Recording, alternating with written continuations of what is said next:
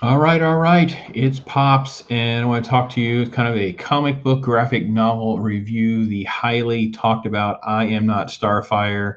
This has gotten a ton of publicity, so I thought we'd spend some time focusing on what the story is, the art, breaking some of it down, and giving you my thoughts. So let me go ahead and jump right to it. This is the cover. I Am Not Starfire. So Starfire is a famous Teen Titan. She is drawn with a very bubbly personality, a very beautiful caricature. Her character absorbs the sun, hence the reason she's always drawn in a bikini of some kind, and that's where her power comes from. This is her daughter, Mandy. Mandy is the antithesis of Starfire, and that's how the story starts. I know there's been a lot of hoopla about how she looks, why she looks a certain way, some of the different aspects of the story. And the early pages of the story, you can see her in her true form, where she resembles kind of a small, chubby little version of Starfire. But then as she gets older, she becomes rebellious. You can see there's frames of her dyeing her hair, changing until basically a little goth girl. And that's what we see when we pick up the story in the cover. And that's what we've seen a lot in the press. And you've seen this first page, I think, has already been released, where they're both talking. She's just full of teen angst and hate and vitriol. She resents her mom. This is a page where she's early on in the story where she's Starfire is trying to talk to Mandy about doing her homework, and she's just shutting her down. And then, of course, grabbing the cookies and eating. And this has been the one shot that many people have taken. Obviously, you can see. We presume she has on black lipstick, but they gave her almost like fangs. So this is uh, just, I don't know. I don't even know what to say. Mariko, Tamaki, and then Yoshi or Yashi, Yoshitani does the art. And I'll just tell you, man, Mariko looks exactly like this. So there's obviously an incredible self-insertion going on here from the writer. But the real travesty of this whole thing is the artwork. The artwork is just an abomination. I don't even know what to say. So let me switch the screen over real quick so you can see, for those of you that are unfamiliar with, this is kind of where we're at with some of the uh, comic book industry and the creators, is this new phase of self-insertion. And that is what she looks like. So yeah, that is exactly what Mandy looks like. So when we flip back, you'll see what I'm saying here, and you can see for yourself the self-insertion that she has been ridiculed for, because it's so over the top. Anyway, so that's the thing here. But look at this artwork, right? She has fangs. This is early on in the story. So the premise of the story is that Mandy is rebelling. She is like the nasty, privileged, resentful child of like a celebrity, because Starfire is a superhero. She is loved by the public. She's loved by the people that are in her school. And Mandy just hates all of it. She resents all of it. She's rebelling in every way. She's gay. She's walked out on her SAT. She's not going to go to college.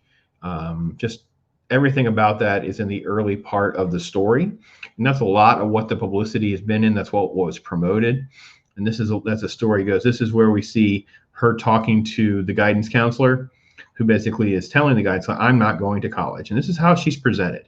She's not presented as a 16-year-old, almost ready to be 17-year-old. She's presented in a manner with her behavior of like a child who's significantly younger, or just the out of control. And yeah, she has a nose ring. In some frames, you can see that she has a nose ring. In other frames, you can't see the nose ring and see the eyebrows and stuff. This is what I'm saying with the art. My biggest criticism with the art is, as we'll see, and I'm going to show you, is there's just no consistency. Like how a character is drawn on one page, or even the same page, is not the same panel to panel or in the other things. It was very distracting at times, trying to get through the story. Was just the art was just so badly done. I actually felt like I could draw this only because I can't draw, And if I were to try to do things like this, that's how it would look, because I'm not skilled enough to keep any element of consistency. I just don't have the skill set. But that's how I feel that this was done. So again, I'm just jumping around. This is right after the guidance counselor. So this is Mandy's closest friend, Lincoln. This is a male. His name is Lincoln. He is an anarchist. So an anarchist has his head shaved. This is how he's. We're going to talk a lot about Lincoln. And this is to show surprise. So here's the close-up of Lincoln. And that's how Yoshi decided they were going to present the male in the story. That's it. Yeah. It only gets worse. You'll see. This is for kids. This is YA. Now, I don't know from what I've read that this is going to be in like a school library, but part of their promotion is to try to get this into libraries. So I don't know if it's just a public library. There's a big difference between trying to get into the public and public schools versus a public library. The profanity is very widespread. This would definitely not follow the guidelines to be a PG-13 because of the profanity. There's several F-bombs. There's talking about breasts and other things that kind of would push it into the scope of at least a R rating just based on language, no other reason. Now this is her teacher, and the teacher, of course, here she's Muslim. She has to be a minority. And then we're going to scroll down. This is another shot. This is Mandy when she's embarrassed or turned on. That's how she's drawn with the red under her eyes. And this is Lincoln. He's trying to stir up trouble. So he's got like wolf ears and a wolf tail. He's drawn like this. I don't know why he's actually kind of got lipstick. His earrings are very pronounced. But listen, this is a man. This is a male. This is her fellow. They present it as though they're talking about college, but she's 16 turning 17. So I'm not sure why they're juniors, because that's about the age that they're at. Maybe they're planning. I understand the YA market to a certain extent. Going through different graphic novels for my kids, and I've never been a fan of this element of the juvenile comic book industry. The closest thing I can come to is there was some different comic books that I read for a while. I don't know, when I kind of would just dabble in stuff, hearing that it would be good. Love and Rockets was one that comes to mind. Just, but it wasn't, I don't know. The artwork was so, let me pull one up. I don't know. It was very mature and detailed. Like the artwork that I remember was, I don't know, mature. I don't know how to explain it. It's like skilled. Like this wasn't some amateurish looking thing. I don't know if you can see this very well. I didn't really blow it up, but look at the detail here. Like the pictures in the background and their hair and all of that. And then when we compare that to what we're getting with the Starfire, it's just such a sharp contrast. I just couldn't get my head around how bad this artwork is. So I tried to stick with frames that haven't really been in the public much. So the latter half of the book we'll really spend more time on. But this is how they're going. They're talking about she's going to run away to France, right? And she's been ridiculed, right? Because she has these little spots in some frames where we don't know if they're freckles, moles, acne. I don't know. This is Lincoln, different angles. He looks, at least he has a normal human structure here from the side. And then on the front, it shifts a little bit when he's eating. And then this is the profanity here where the other people love Starfire. They're talking about her mom's breasts. And then, of course, this is this weird element of motion, like she's jumping up. Notice the disproportionate size of her hand here. It's like a baseball glove. Like this is so strange. He has enormous hands too, but her feet, I don't know what they're doing. She has no wrist. It's just it's almost like a limb, like a leg. I can't believe this is nuts. I don't know. This is okay. So this was to try to convey some of the juvenile nature. Like again, it's supposed to be YA. Yet this is so slapsticky with their approach of telling their story.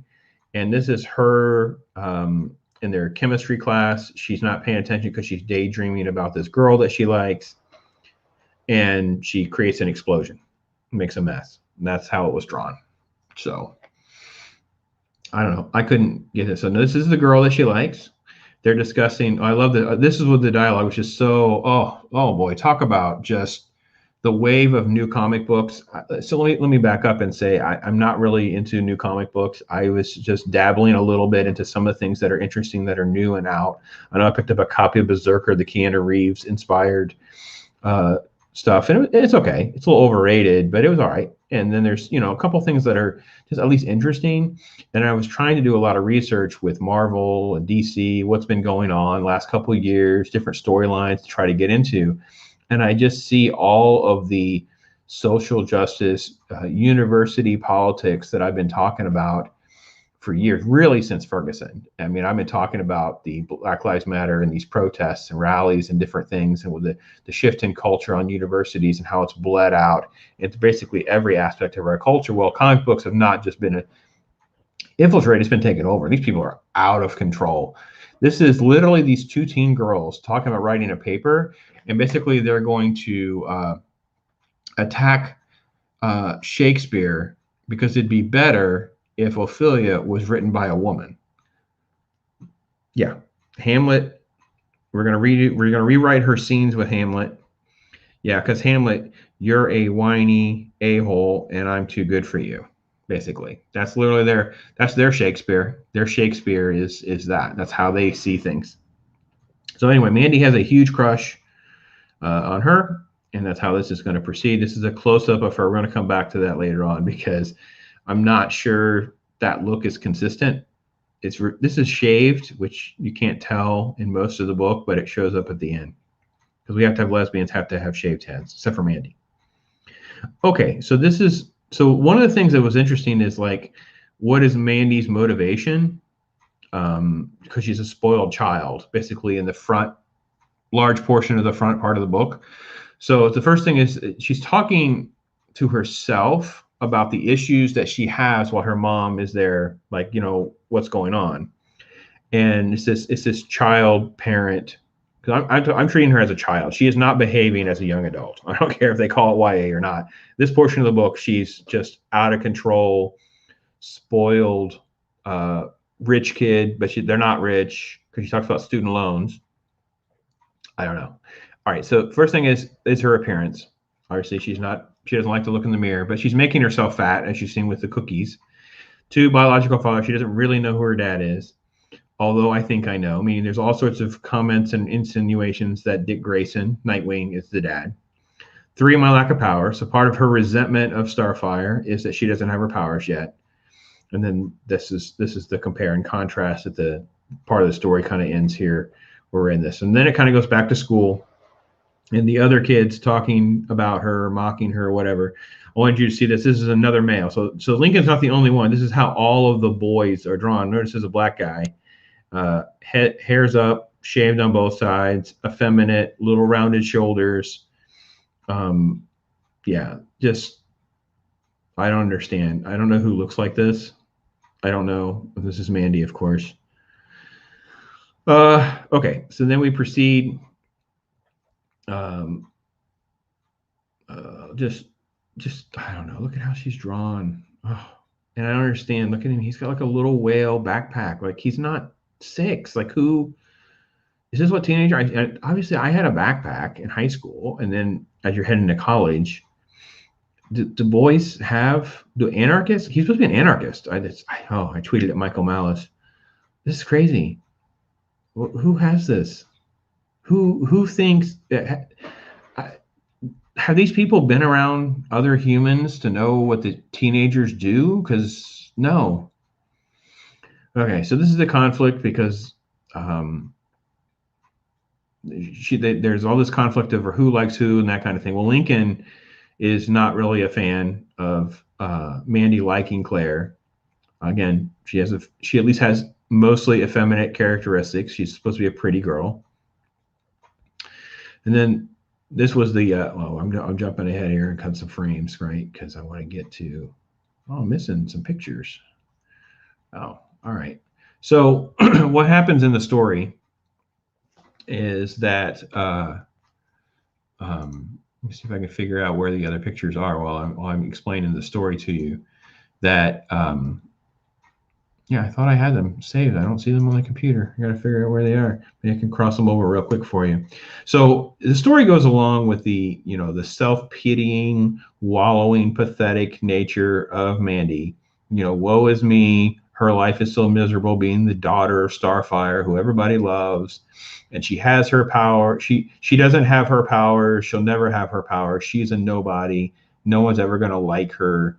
Those kinds of things. So that's how most of that kind of plays out.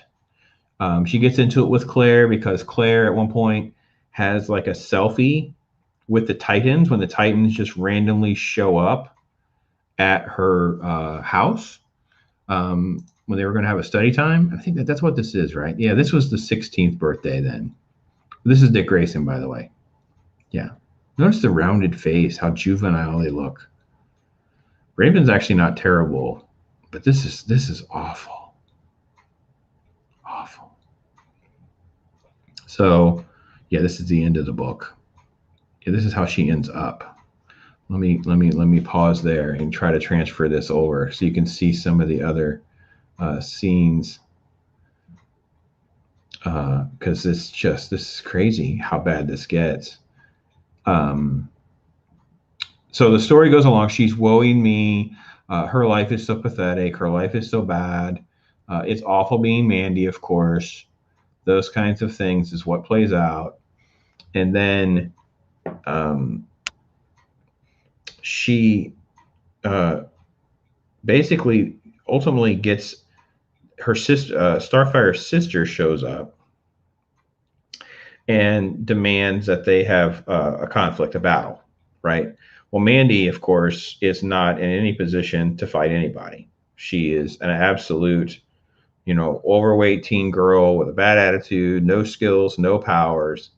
So the premise moves forward that Mandy won't have to fight, but Starfire is going to fight. So they get abducted by this, the evil sister, Darkfire, or whatever her name is. It doesn't even matter. I don't even care. And Mandy is going to not have to fight. They're in this little jail. They start bonding. I think Mandy's supposed to be realizing, and she does. I think the story is actually way better here, at least when they start to transition into this mother-daughter conflict being resolved, because it's during that part of the story we actually have story. We actually have character development. So Starfire is pretty consistent the whole time. They have a couple shots of the Titans fighting. There's all these references about, quote, you know, fighting in outer space or in some other galaxy or something. And that's the kind of thing that happens. Yeah, here we go. No, that's not the right frame. Where did they go? Where are they going on me? Anyway.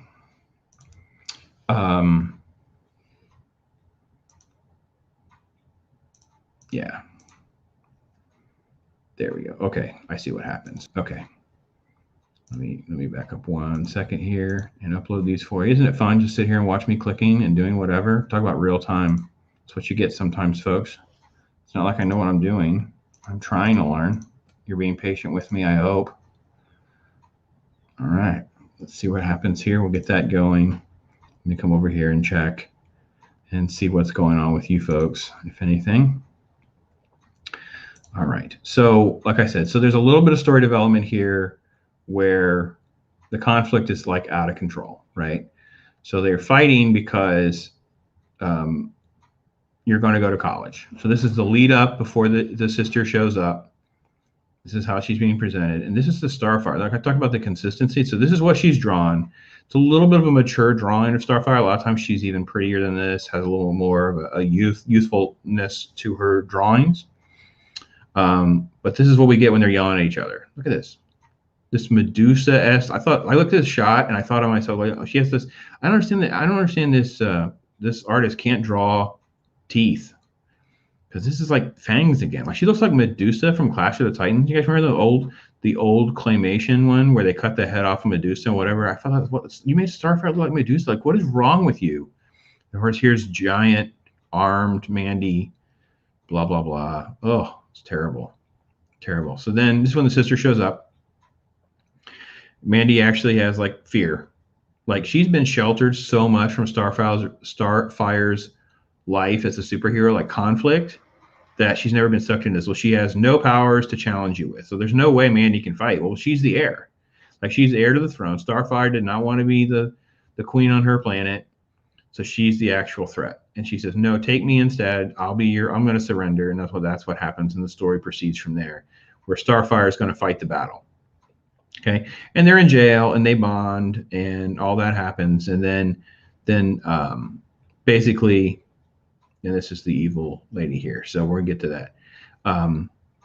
Starfire steps up and basically is getting beaten and losing the fight, and looks up at Mandy, who's, got a black eye or whatever. And Mandy just all of a sudden snaps, like her powers just start manifesting.